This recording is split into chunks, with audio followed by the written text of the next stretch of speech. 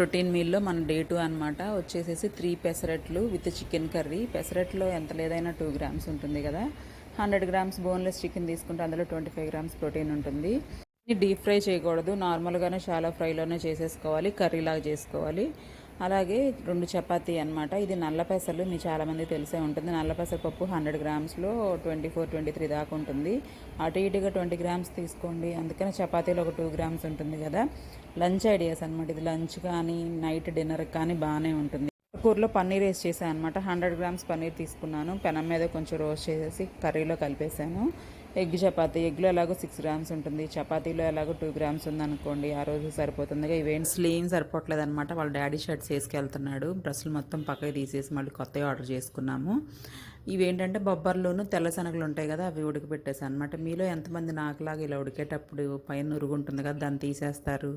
దీనివల్లే కదా మనకి మోకాళ్ళ నొప్పులు, నడువు నొప్పులు అవి వస్తాయి అని చెప్తూ ఉంటారు కదా. మనం పెస్టిసైడ్స్ వాడతారు కదా పండించేటప్పుడు. ఇవి తీసేసుకొని తింటే పప్పులు ఏవైనా సరే, కందిపప్పు అవి కూడా చాలా మంచిదని చెప్తూ ఉంటారు.